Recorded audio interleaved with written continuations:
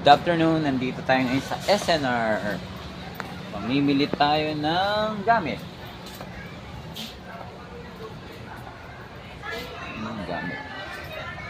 SNR.